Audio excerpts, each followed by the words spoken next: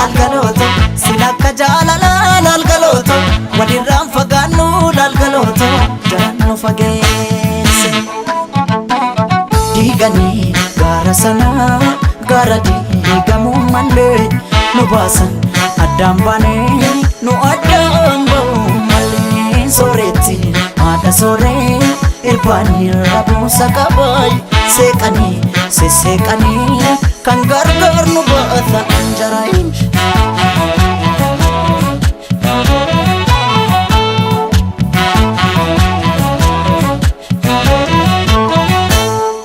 hoggalaaleetiya qotiyyoon abbaan didaa yaadidaa harkoota keessa hoggalaaleetiya qorra baraan dadhabee morma kee jalattanneessa hoggalaaleetiya sululta looniin tiksu darabaatti galchiidha hoggalaaleetiya yooman dhufee si akka ansirraa fagoon jira maalan jira maalan jira yaga laane maalan jira caccabsee na nyaatee jira anin jiru anin jiru yaga laane anin jiru kukkutee na nyaatee jira kotee nami ciisanii darbatee yaga laane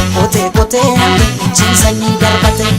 rafeen buluu namni waa morma abdatee yaga laane maalan jira caccabsee na nyaatee jira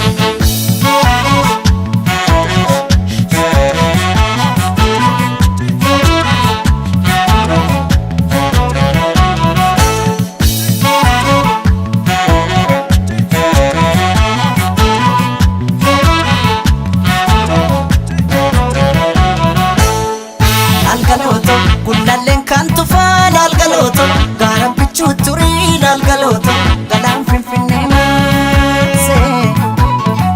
lalgaloto silakka jaalala lalgaloto walirraan fagaannu lalgaloto jaannu fageesse lalgaloto gullalleen kan tufaa lalgaloto gaara bichuu turii lalgaloto galaan finfinnee maasee lalgaloto silakka jaalala lalgaloto walirraan fagaannu lalgaloto jaannu fageesse diiganii gaara sanaa gaara diigamuu malee nu baasan addaan baanee nu addaan ba'uu malee sooretti haadha sooree irbaanii rabuusa qabaay seeqanii sesseeqanii kan gargaar nu baata anjaraayin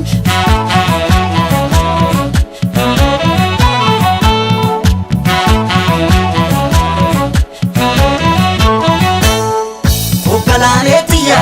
farda siidaa katanii siidaa dabalee suurii hoggalaaleetiya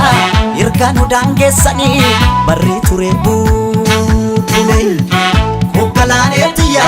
waddeessi jiraa gubee amboorraa calaqqiisi hoggalaaleetiya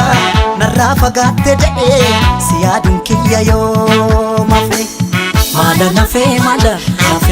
nafee aga laane maala nafee caccabsee na nyaatee lafee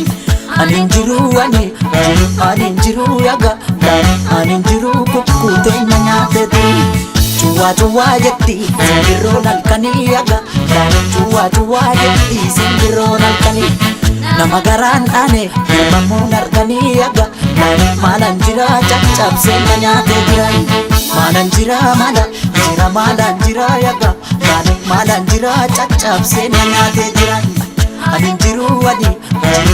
jiru yaga laane anin jiru kukkutee na nyaatee jiran kotee nami ciisanii darbatee yaga laane kotee nami ciisanii darbatee rafeen buluu namni